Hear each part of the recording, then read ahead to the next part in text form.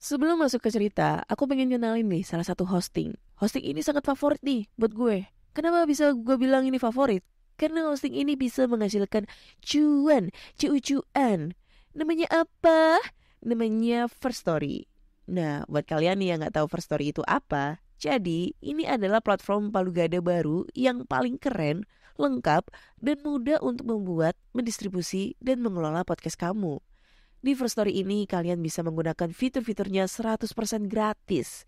Kamu bisa mengupload episode terjadwal dan mendistribusikan podcastmu di semua platform hits podcast kesayangan kalian. First Story menyediakan customer service yang luar biasa berkat tim yang berisikan podcaster berpengalaman. Kamu bisa share podcastmu tanpa ribet dengan F-Link yang akan mencakup semua link platform dan sosial mediamu. Dengan First Story Ads, kamu bisa mengakses monetisasi yang mudah dan beneran nih bisa kamu cairkan sesegera mungkin. Tanpa biaya tambahan dan tanpa ribet. Digarisbawahi, ribet, gak pakai ribet ya. Jadi tunggu apa lagi? Gunakan hosting First Story sekarang juga. Hello? Hello? Podcast Network Asia. Lisir wangi seliramu tumaking sirno ojo tangi kanmu guling awas jo ngetoro aku lagi bang wingo yen setan kang tak putusi dadi sembarang ojo layu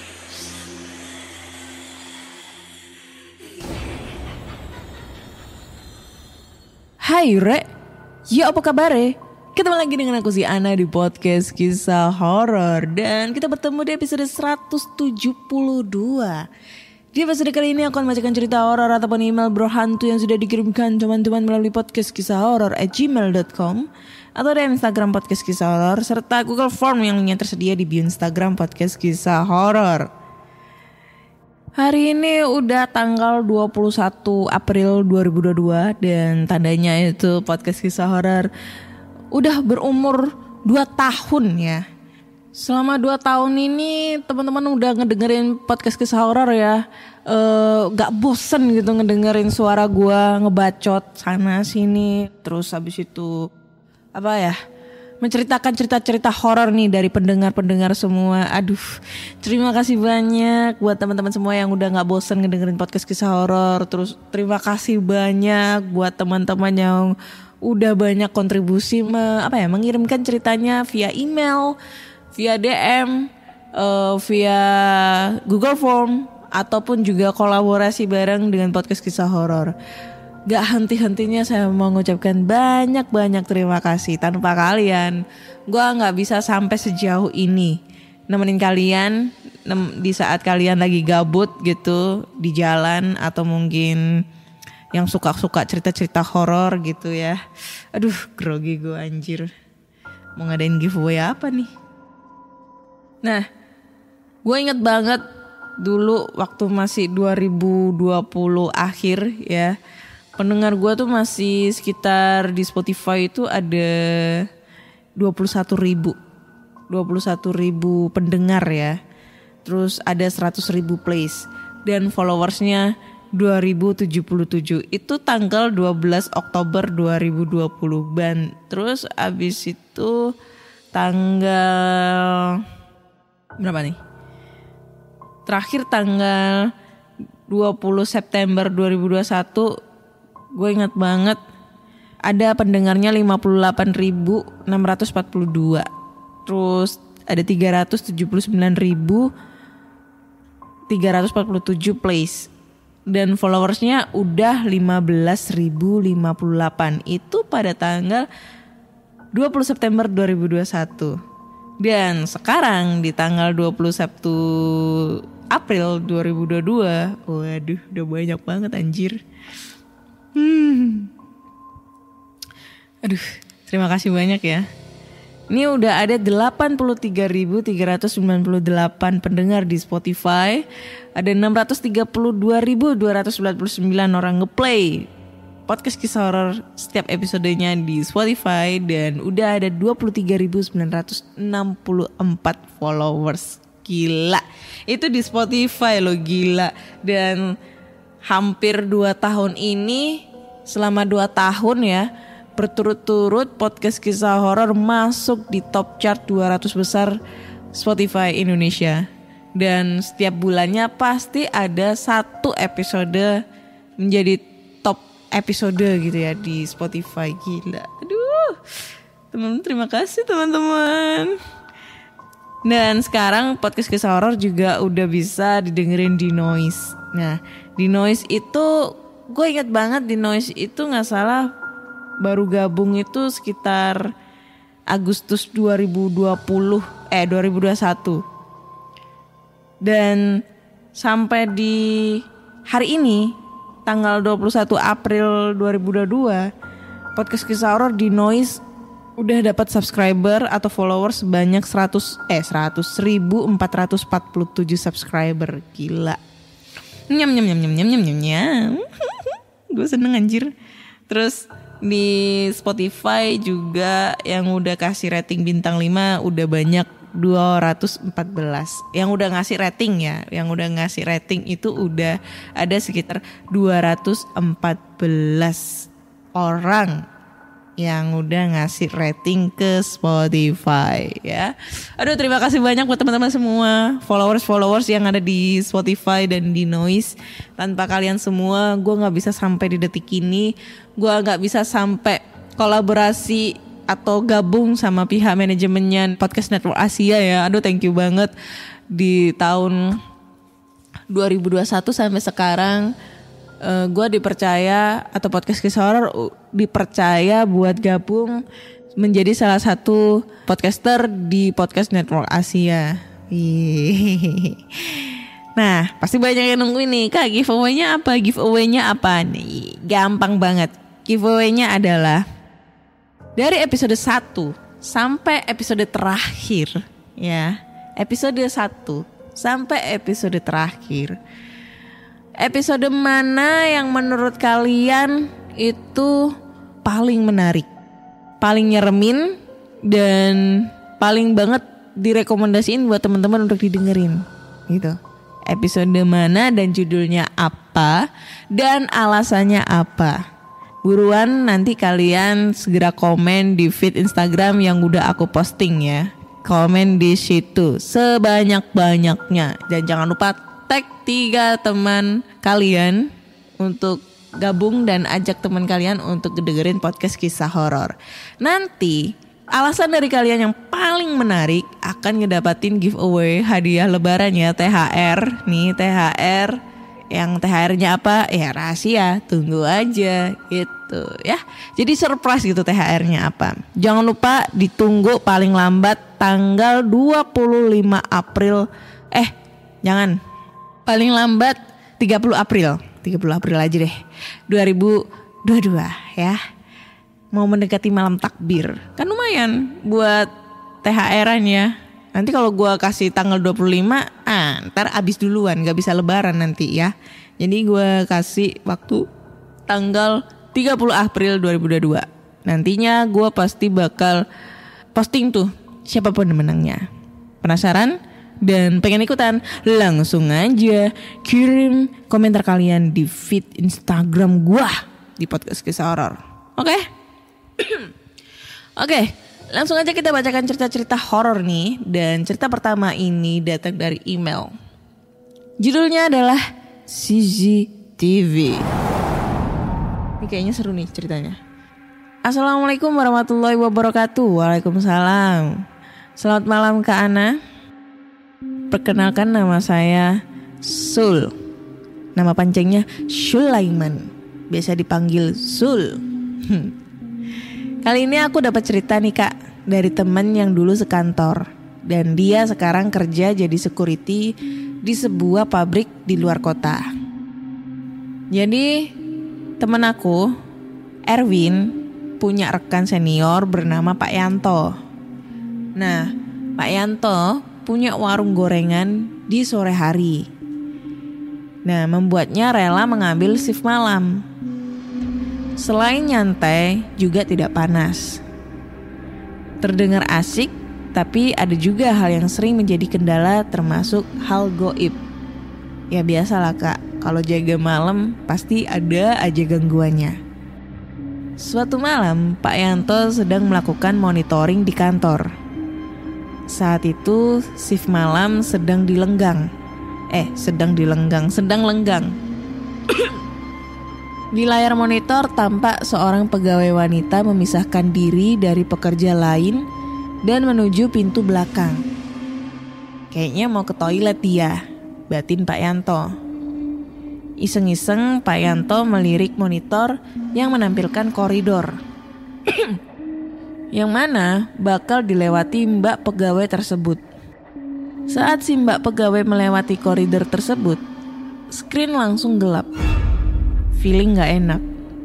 Pak Yanto segera menuju lokasi produksi.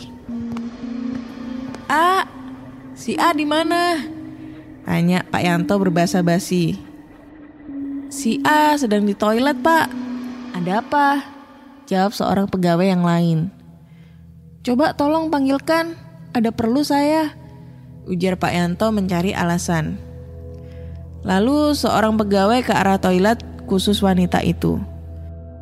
Tak lama terdengar jeritan kencang. Semua yang ada berhamburan ke lokasi. Di koridor terakhir, Pak Yanto melihat tadi, terbaring si A. Melalui walkie-talkie, Pak Yanto memanggil rekannya si Sueb dan dengan bantuan supervisor mengamankan tubuh Mbak A. Mata memutih, badan kejang-kejang, mulut meracau. Itulah kondisi Mbak A. Dengan sigap, Mbak A ditangani oleh orang yang ngerti tentang hal itu dan suaminya segera dihubungi untuk menjemput. Ada apa Thomas? Kok sampean tegang begitu? Tanya Sueb. Ya Eb, tadi aku lihat kejadian sebelum kerasukan dari monitor CCTV. Jawab Pak Yanto. Serius mas? Walah, pantesan sampean tadi tahu-tahu ke belakang. BTW, ada penampakan apa? Timpal Sueb.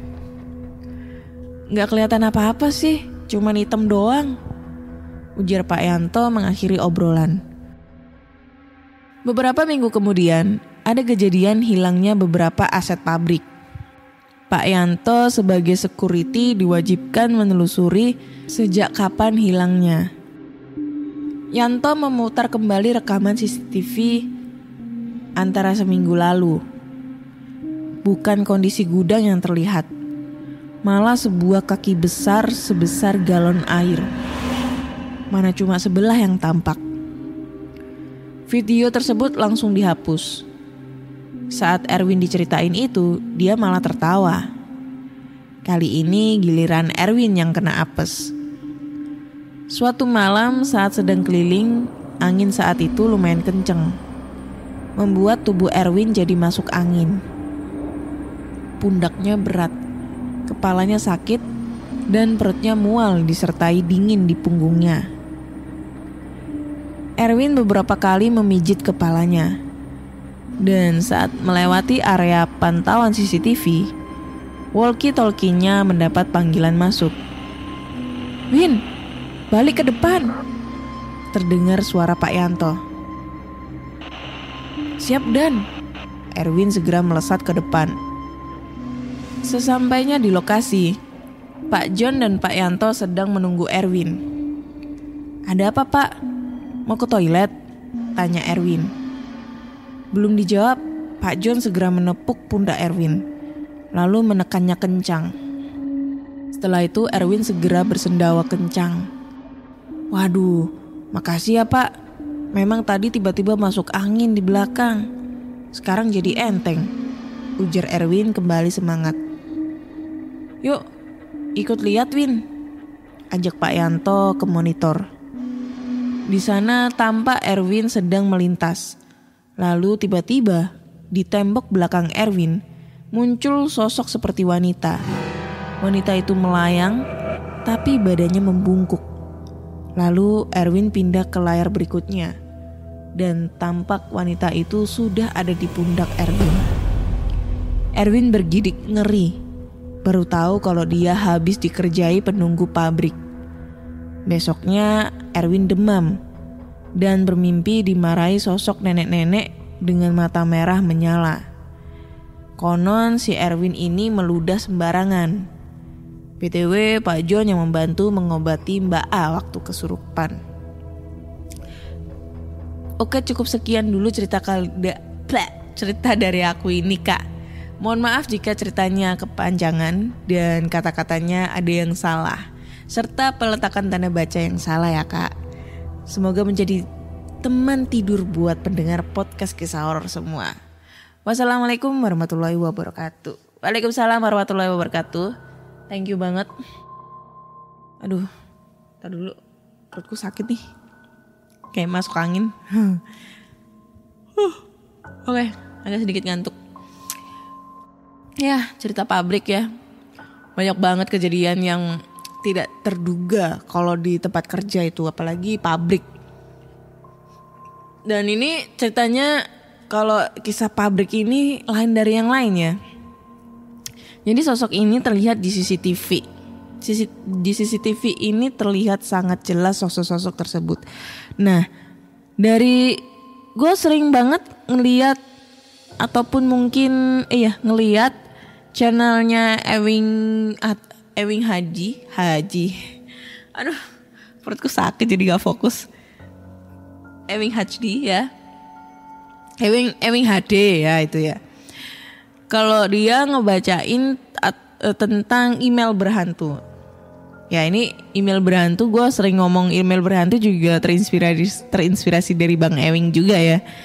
Nah dari situ banyak banget video-video penampakan yang dikirim dari fansnya Bang Ewing itu. Kebanyakan itu adalah sosok hantu yang tertangkap di CCTV. Nah itu.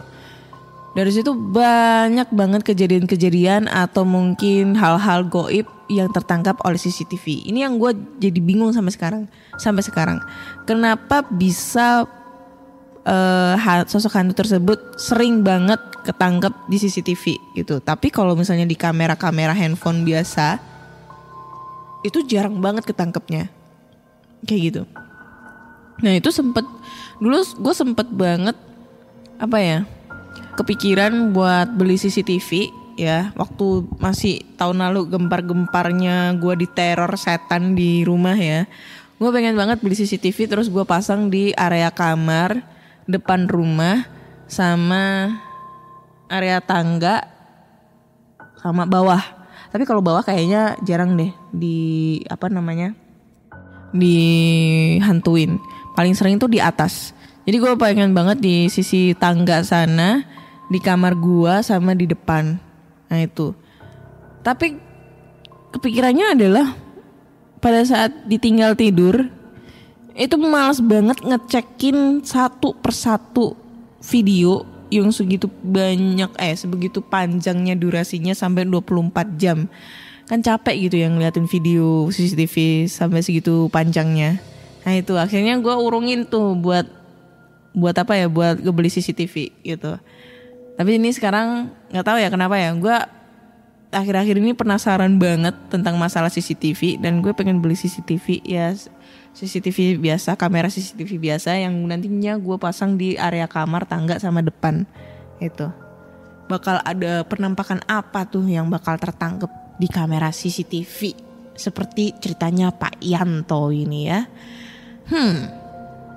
Dan cerita ini datang dari Nisa.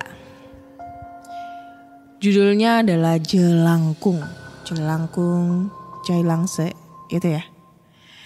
Oke. Halo Kak Ana. Perkenalkan nama aku Nisa. Kali ini aku bercerita tentang pengalaman teman aku yang namanya Ayu. Jadi kisah ini berawal dengan pindahnya si Ayu ke sekolah swasta. Ayu ini termasuk anak yang gampang bergaul dan sedikit nakal. Saat itu si Ayu sedang senang-senangnya dengan acara dunia lain. Pelajaran gak digubris, malah cerita soal uji nyali. Sampai beberapa hari hal itu berlangsung hingga tanpa sadar anggotanya bertambah. Sebut saja Mawar. Dia mengaku bisa berinteraksi dengan makhluk gaib. Ayu pun antusias dengan anggota barunya. Kemana Mawar pergi, Ayu pun ikut. Dan tak jauh dari obrolan seputar dunia lain. Suatu hari Mawar menyarankan agar para anggota obrolan untuk mengadakan acara jelangkung. Beberapa anggota langsung minggat dengan tampang masam. Beberapa orang yang tersisa mulai siap-siap dengan perangkat jelangkung. Permainan baru setelah setengah jalan. Tiba-tiba guru masuk dan memergoki mereka. Bermain jelangkung di jam pelajaran memang greget. Setelah kejadian itu, si Ayu mengaku sering merasa gelisah.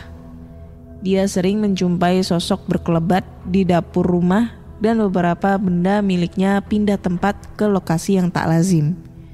Contohnya HP dan lain-lain. Ayu kemudian berkonsultasi dengan Mawar dan Mawar pun bersedia membantunya. Selang beberapa hari, kegelisahan Ayu tak kunjung reda. Bahkan dia sering mimpi buruk. Mimpi yang sama berulang kali. Mimpi menggendong orang tua. Keluarganya tak sadar, dikira dia sedang waktunya atau lagi M. Kejadian itu berlangsung hingga liburan sekolah. Ayu semakin dekat dengan Mawar. Walaupun grup ngobrolnya sudah tidak aktif, saat liburan, Mawar diajak ke rumah nenek Ayu di desa. Sekitar 2 minggu, aku gak pernah ketemu Ayu. Keluarga Ayu bilang kalau Ayu lagi sakit dan gak boleh dijenguk. Lalu tak lama Ayu pun sudah bisa keluar rumah. Kelopak matanya hitam dan di pergelangan tangan membekas warna merah. Ayu mengaku terpaksa diikat di ranjang oleh keluarganya. Sepulang dari desa, dia meracau dan marah-marah, lalu tertawa mirip orang gila. Bahkan keluarganya pun membawa pulang harus dini hari, guna menghindari warga setempat. Takut terjadi hal buruk, akhirnya Ayu diikat di ranjang. Paman Ayu segera menyelidiki asal mula kejadian di desa itu. Mulai dari keterangan nenek Ayu kalau dia mengajak teman sekolahnya. Nenek Ayu pun gak tahu apa yang dilakukan semasa liburan, karena mereka tampak melakukan kegiatan normal. Paling-paling hanya jalan-jalan saja. Paman Ayu tak hilang akal. Dia mencari Mawar di sekolah. Tapi anak itu jarang masuk. Hingga Paman Ayu bekerja sama dengan wali kelas. Kalau ada Mawar segera minta dihubungi. Taktik berjalan lancar. Mawar pun siap diinterogasi. Kamu yang ikut Ayu ke desa kan? Coba jelaskan apa saja yang kalian lakukan. Ayu sampai sakit di rumah, ujar Paman Ayu. Kami cuma jalan-jalan om. Ya main-main begitu, jawab Mawar santai. Main apa? Kok Ayu bisa sampai begitu? Ayo jawab. Si paman mulai naik pitam. Bahkan wali kelas yang tadinya ingin mendinginkan suasana malah ikutan menginterogasi Mawar. Ya main apa gitu? Jawabnya singkat. Jangan-jangan main yang kemarin dulu itu ya? Tanya wali kelas. Main apa pak? Sambung si Paman Ayu. Aduh, mereka ini sempat ketahuan main jelangkung di kelas pak, jawab wali kelas. Akhirnya si Mawar mengaku dan membeberkan semua metodenya. Dia main jelangkung di sebuah kuburan untuk mencoba ilmunya. Dia meminta Ayu mengambil batok kelapa di dapur neneknya. Meminta Ayu meneteskan darah di batok tersebut.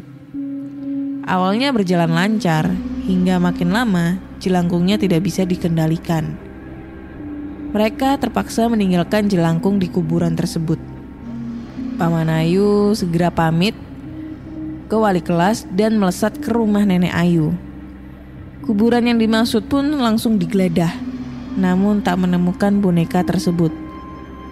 Karena capek, si paman pun berbaring di ranjang yang dipakai Ayu.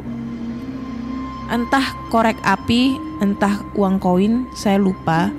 Pokoknya ada yang jatuh dari saku si paman dan masuk ke kolong ranjang. Si paman turun dan mengambil. Tak disangka, boneka yang dicarinya terbujur di sana. Butuh beberapa hari untuk melepas ikatan jin dan mencari Sukma Ayu. Kata orang pintar, Ayu seperti membuat kontrak dengan jin tersebut. Prosesi pun berakhir. Boneka itu dibakar oleh orang pintarnya. Tak lama Ayu pun sadar. Dia mengaku dikejar makhluk kayak babi hutan, lalu disekap di tempat gelap. Setelah kejadian itu terungkap, Mawar tak kunjung datang ke sekolah lagi. Misteri siapa itu Mawar dan ilmu apa yang dianutnya hingga kini masih jadi misteri. Bahkan sempat ada rumor kalau nama Mawar tak pernah terdaftar di sekolah itu. Oke, ini cerita keduanya itu kayak berasa kayak ini ya, film-film gitu deh. Aduh, endingnya si Mawar tidak pernah terdaftar di sekolah itu. Lalu kok bisa gitu loh sekolah di sana gitu ya. Terus masuk absen lagi. Kok bisa gitu. Tapi zaman gue SD ya. SD, SMP ya. SMP apa SD ya, gue lupa. Pokoknya pernah deh kita tuh main jelangkung sama teman-teman SD. SMP juga pernah. Waktu itu gue pernah cerita di Pondok Ramadan dulu zaman SMP. Nah, kalau anak-anak tahun 90-an, tahun 2000-an, pasti kalau main jelangkungnya dulu itu pakai ini, secarik kertas. Kayak Charlie gitu. Pertamanya itu kayak Charlie. Terus ditulis di kertas itu dibagi 4 sisi. Terus ditulis yes, no, gitu kan. Terus ada pensil runcing. Abis itu yang megang itu banyak orang. Sambil ngomong ya mantranya. Jelangkung, jelangse, di sini ada pesta kecil-kecilan kayak gitu-gitulah. Dan waktu itu biasa-biasa aja sih. Terus ada lagi permainan, modelnya nanti dibikin kayak Ouija itu. Ditulis abjad A B C D E F G H I J K L M N O P sampai Z gitu. Terus ditulisin 1 2 3 4 5 6 7 8 9 0. Terus ada yes, ada no. Nah, terus ada pensil. Pensilnya itu juga dipegang gitu. Banyak orang dengan posisi berdiri pensilnya. Terus baca mantra. Mantranya ya jelangkung, jelangse gitu. Tapi ya gak ada apa-apa. Terus gue pernah kemarin, tepatnya kemarin ya tahun 2020. Ya 2019 ya 2019 waktu gue masih pertama kali main YouTube. Itu gue pernah collab sama salah satu YouTuber asal Semarang yang YouTuber explore. Dia terkenal banget, namanya Jokal ya. Wih, gue udah sering banget nih cerita tentang dia, anjing. Mantan anjing dia itu. Jadi gue pernah skandal sama dia. Wah, skandal anjir. Enggak lah, maksudnya pernah menjalin suatu percintaan gitu. Jadi gue dulu kan gue pertama kali bikin konten YouTube kan terinspirasi dari dia tuh. Dan akhirnya dia ngundang gue buat kolaborasi bareng. Waktu itu gue datang tuh ke Purwokerto, terus datang di daerah Baturaden ya. Kalau orang Purwokerto pasti tahu tuh Baturaden ya. Dan itu kita ke Alas Baturaden. Nah, waktu itu kita collab itu di salah satu bangunan yang dibuat syuting Kuntilanak 2, yang di situ di rumah itu ada lukisan yang pernah ada di channelnya YouTube Ewing Hasdi itu yang katanya matanya bisa bergerak gitu. Nah, tapi posisinya kita ke sana itu lukisannya udah nggak ada gitu ya. Itu kita ke sana. Pertama, waktu kita naik ke sana itu jujur gue berdua doang sama Jo. Teman-temannya udah dibawa karena gue emang datangnya telat nih. Dari Surabaya ke Purwokerto, gila perjalanan berapa jam anjir, dari jam 7 pagi nyampe sana setengah 12 malam. Perjalanan berapa jam gitu. Terus nyampe sana langsung take lagi karena mereka udah take duluan, jadi kita take lagi. Nah posisinya kita ke atas berdua tuh, aku sama Jokal. Terus aku ditantang untuk uji nyali. Uji nyalinya itu disuruh main jelangkung, disuruh nyalain kotak musik, disuruh bakar terasi. Nah karena terasi ini gak ada koreknya gak kebawa, jadinya gue cuma main jelangkung sama nyalain kotak musik kayak ala-ala di Conjuring gitu. Nah pas main jelangkung itu gak tahu ya, karena mungkin mantranya salah pikirku atau apa, jadi gue ngerasa biasa aja gitu loh. Biasa aja, nggak ngerasa kayak yang wow banget gitu. Atau mungkin ritualnya yang salah, mungkin seperti kayak Ayu harus meneteskan darah gitu, terus ditetesin di batok kelapa gitu, gue nggak tahu. Tapi nggak ada acara gitu-gituan, cuma disuruh ada jelangkung, boneka jelangkung, terus dibacain mantra gitu. Coba ya nggak ada kejadian hal yang menakutkan gitu ya. Walaupun gue disuruh acting juga gue nggak bisa gitu. Ya gue ngerasa kalau udah nggak ada ya nggak ada. Gitu deh. Gue nggak pernah ngerasain yang serem banget. Tapi by the way, gue pernah ke salah satu museum kesehatan yang ada di Surabaya. Itu pernah ada di channel YouTube aku. Kayaknya gue ngevlog terakhir itu ya di situ. Jadi di situ museum kesehatan adalah museum yang mempunyai seluruh peralatan-peralatan kesehatan dari zaman dahulu sampai sekarang. Nah di situ ada yang namanya jelangkung sama nini towo. Nah kalau modelnya kayak nini towo juga sama kayak jelangkung. Jadi ibaratnya kalau jelangkung itu boneka cowok, kalau nini towo itu boneka cewek. Nah kalau dulu itu katanya gue pernah waktu kesana gue ngebaca artikelnya. Kalau jelangkung itu hal yang fungsinya untuk mengobati pasien yang mengalami gangguan-gangguan jahat kayak santet atau pelet gitu ya. Nah sedangkan kalau nini towo itu dia malah yang membuat metode untuk ngirim santet atau teluh gitu. Jadi nini towo ini yang bersifat jahat gitu katanya. Gue nggak tahu ya, gue lupa soalnya. Coba kita baca di artikel lagi ya. Boneka nini towo merupakan boneka pemanggil arwah yang berwujud perempuan dengan pakaian seperti penari. Boneka ini kerap dikenal sering digunakan oleh manusia sejak zaman Mataram hingga sekarang. Ada yang menggunakan untuk kepentingan pesugihan, perantara pesan, pemanggil hujan, hingga ilmu hitam. Nah itu boneka nini towo ya. Coba kalau boneka jelangkung, ini kalau gue taunya jelangkung itu sebagai kayak gitu, kayak ngobatin hal-hal yang kepercayaan yang kayak santet dan lain-lain gitu loh. Nah itu dah pokoknya gitu deh kurang lebihnya ya. Mungkin kalau ada salah gue minta maaf. Tapi kalau kalian penasaran, coba deh kalian sekali-sekali datang ke Museum Kesehatan di Surabaya. Itu ada lengkap banget dan karena di situ sumpah kalau kalian penasaran kalian bisa lihat di channel-channel YouTube.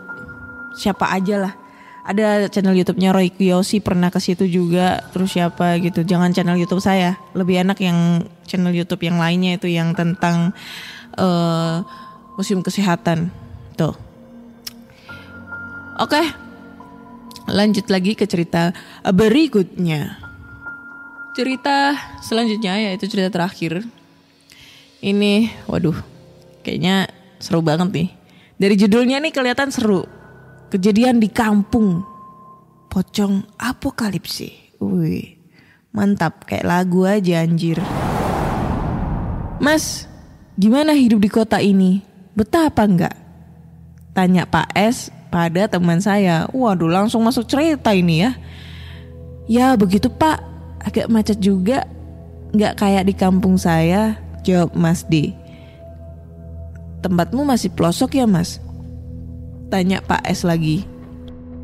Ya kalau dibilang pelosok banget sih, enggak Pak. Tapi adatnya masih cukup kental, jawab Mas D. Kira-kira banyak gak sih horornya Mas? Tanya saya tiba-tiba ikutan nimbrung. Lumayan Mas, saya ceritain deh. Waduh, awalnya aja udah masuk cerita ini. Waduh, ini kayaknya seru nih. Oke langsung aja ya. Mas D ini perantauan dari kota sebelah. Dia tinggal bersama sanak saudara di kota. Di kampung Mas D terdapat sebuah madrasah ibtidaiyah atau MI. Bangunannya cukup kuno dan jarang direnovasi oleh pihak sekolah. Suatu ketika saat memasuki ajaran baru, pihak sekolah mengadakan kegiatan pengecatan untuk bangunan bagian belakang. Pengecatan meliputi kelas dan sebuah kamar mandi. Tak makan waktu lama, proses pengecatan pun selesai dan kamar mandi siap digunakan. Beberapa hari setelah pengecatan ada keributan kecil di sekolah itu. Pasalnya ada sebuah noda berwarna merah tepat di atas pintu. Pihak sekolah menganggap itu ulah iseng dari salah satu murid dan segera mengecat ulang. Tak lama keributan terjadi lagi. Noda yang harusnya hilang malah muncul kembali. Mulai dari posisi bahkan tekstur dan warnanya sama, yaitu menyerupai telapak tangan. Suatu ketika, bukan deng. Pihak sekolah pun kemudian berupaya mencari pelakunya. Mulai dari anak nakal, bahkan kamar mandi sempat dijaga. Namun tak kunjung ditemukan. Bahkan setelah pengecatan keempat, noda telapak itu masih ada di sana. Tak ada yang tahu kisah di balik noda itu dan pelakunya. Di kampung Mas D, terdapat 2 batang pohon yang dikeramatkan warga. Penduduk sekitar menyebutnya Mbah Kakung dan Mbah Putri. Suatu ketika beberapa warga sepakat untuk memotong Mbah Kakung karena berpotensi membahayakan warga. Acara selamatan pun dilakukan. Bahkan mereka mengundang paranormal dari kota sebelah, sekaligus beberapa tukang. Acara berlangsung meriah. Mas D pun ikut dalam acara tersebut. Setelah prosesi beres, si paranormal dan tukangnya pamit. Malam hari pun menjelang. Kabut tipis di perdesaan pun turun ke jalanan, membuat tirai tipis. Beberapa tetangga Mas D sedang melakukan ronda. Kabut yang awalnya tipis mulai menebal di beberapa titik. Lebih tepatnya di dekat para peronda. Peronda yang sadar kondisi mulai memperhatikan. Kabut semakin padat dan padat, lalu membentuk wujud dan berubah menjadi pocong. Para peronda pun lari tunggang langgang. Tak ada tempat lari bagi mereka. Pocong ada di tiap sudut jalan. Beberapa orang berlari kencang menuju rumah. Namun sial bagi seorang peronda. Rumah orang itu cukup jauh dari pos. Otomatis dia lebih lama di jalan. Entah kenapa, tuh orang gak ada ide untuk menginap di rumah teman yang dekat. Dia terus lari dan lari menembus kabut dengan dikejar banyak sekali pocong. Saat orang itu mulai mendapat pikirannya kembali, dia tersadar bahwa itu bukan arah rumahnya, melainkan ke arah Eyang Putri dan bekas Eyang Kakung. Tempat seharusnya pohon itu berada malah terdapat sebuah kereta gendong dengan 4 pocong yang memikulnya. Waduh, gila. Di atasnya seorang wanita cantik dengan pakaian keraton. Aku ingin menuntut balas atas kematian suamiku. Wajah cantiknya berubah jadi mengerikan, lalu orang itu pingsan. Besoknya, warga heboh. Kejadian semalam memang sudah diperkirakan. Mereka sejak awal sudah ragu soal paranormal itu. Bahkan yang menyelenggarakan acara tersebut, istrinya langsung opname. Seminggu sejak kejadian itu, kampung menjadi sepi. Warga enggan keluar rumah setelah maghrib. Adapun yang nekat, besoknya pasti ditemukan pingsan di jalan. Ada kabar juga bahwa istri si penyelenggara pemotongan pohon pun meninggal. Warga sudah mencoba menghubungi paranormal tersebut, namun tak tersambung. Hingga warga berinisiatif mencari alamat orang itu.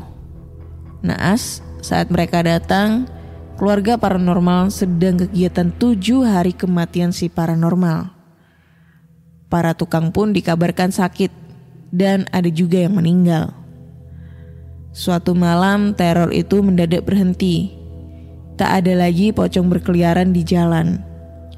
Mungkin ada, namun tak sebanyak dulu. Dalam kasus itu berhembus kabar bahwa satu-satunya tukang yang masih selamat pun sudah menyusul rekan-rekannya. Tidak ada pelajaran yang bisa kita petik dari cerita ini. Kalaupun para pendengar podcast menyangsingkan cerita ini, Mas D pun sampai sumpah-sumpah kalau beneran terjadi. Tambahan cerita dari Mas D, dulu ada pernah kecelakaan di kampungnya. Orang terlindas truk hingga hancur. Selang beberapa hari, beberapa orang mulai terlihat sosok mondar-mandir di lokasi. Ketika dihampiri, ternyata sosok dengan wujud rusak. Berdasarkan baju yang dikenakan sosok tersebut, mereka mengait-kaitkan dengan korban kecelakaan tersebut. Sosok itu berkata kepada orang yang mendekat dengan mulutnya yang hancur dan suara yang mengerikan. Namun dari nadanya sepertinya dia sedang bertanya. Polisi yang sempat bubar setelah menandai lokasi pun kembali ke TKP. Mereka sedang mencari sesuatu, mungkin bukti ataupun apapun itu. Tak lama, benda itu ditemukan. Sebuah jari dengan cincin yang ternoda darah melekat di jari itu. Setelah kejadian itu, sosok mondar-mandir tak lagi terlihat. Konon menurut cerita, orang itu hendak menikah setelah bertukar cincin dengan tunangannya. Namun naas, dia jatuh ke pelukan maut terlebih dahulu. Oke. Aduh. Ini endingnya ini yang gue agak serem itu adalah yang cerita tentang kecelakaan ini ya. Itu sama banget dengan kejadian yang pernah gue ceritain di episode sebelumnya ya. Yang cerita tentang pengalaman gue sendiri sama cerita pengalaman tentang yang dulu gue ingat banget yang dia cerita yang temennya habis dari pengajian terus kecelakaan. Dan ternyata kakinya yang sebelah itu hilang. Terus ditemukan di semak-semak sama temannya sendiri. Gila. Itu emang bener adanya sih. Kayak apa ya? Kayak kalau misalnya ada orang kecelakaan terus salah satu anggota tubuhnya menghilang, ya mau gak mau kita harus cari gitu. Supaya dia gak sedih gitu di akhirat sana. Gitu deh. Terus masalah pohon ya, gue agak pernah menyalahi adanya yang namanya kepercayaan, adat istiadat dan lain-lain seperti yang gue jelasin di sebelum-sebelumnya ya. Karena gue percaya di desa gue juga pernah yang ada kayak gini, bukan pohon sih, melainkan keranda mayat ya, yang dulu sering ada keranda mayat keliling atau biasa disebut dengan lampor juga. Nah itu Sampai pada akhirnya keranda mayat itu dimusnahkan gitu. Supaya dia gak keliling-keliling lagi gitu. Iya serem gitu ya. Sama ada namanya kentongan apa gitu. Orang bilang tuh kentongan maut gitu bilangnya. Karena setiap ada kejadian, kentongan itu pasti bunyi-bunyi sendiri. Padahal kentongan itu udah umur puluhan tahun. Udah kayunya itu udah kayak mau kemakan rayap tapi masih kokoh gitu di gantungan. Tapi jarang ada orang yang mukul kentongan itu kecuali kalau ada kejadian darurat. Kalau misalnya ada kejadian orang meninggal, orang apa gitu, itu biasanya di orang-orang pakai speaker masjid gitu, speaker musola gitu untuk pengumuman. Tapi di desanya nenekku itu masih, kalau misalnya ada orang meninggal, itu kan udah nggak pakai kentongan lagi. Kentongan cuma pada saat keadaan kedarurat kayak orang kemalingan, kebakaran dan apa-apa itu dia pasti pakai kentongan. Tapi kalau orang meninggal udah pakai speaker masjid. Tapi pada suatu saat pas ada orang mau meninggal, sebelum ini imamnya apa sih yang pokoknya marbotnya masjid mengumumkan, itu kentongan udah bunyi dulu. Habis itu orangnya meninggal, baru pengumuman di masjid. Itu serem anjir, sumpah. Kayak kentongannya itu tahu gitu loh masa depan kita, tahu ajal kita kapan gitu. Jadi dia bunyi dulu, terus abis itu meninggal, terus ada pengumuman di masjid. Kayak gitu deh. Oke, kayaknya cukup sekian dulu cerita di episode 172 ini. So buat teman-teman semua, jangan lupa dengerin podcast Kisah Horor di Spotify, Google Podcast, Apple Podcast, dan di Noise. Aduh, agak masuk angin nih cuy. Dan jangan lupa juga kasih rating bintang 5 untuk podcast Kisah Horor di Spotify. Dan dengerin juga podcast Kisah Horor di Noise. Tinggalin komentar-komentar kalian di setiap episodenya, yang nantinya bakal gue bacain nih komentar-komentar kalian. Oke, akhirnya saya Ana undur diri dan sampai jumpa.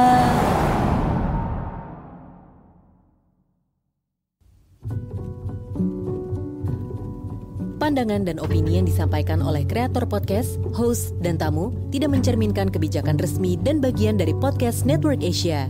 Setiap konten yang disampaikan mereka di dalam podcast adalah opini mereka sendiri dan tidak bermaksud untuk merugikan agama, grup etnik, perkumpulan, organisasi, perusahaan, perorangan, atau siapapun dan apapun.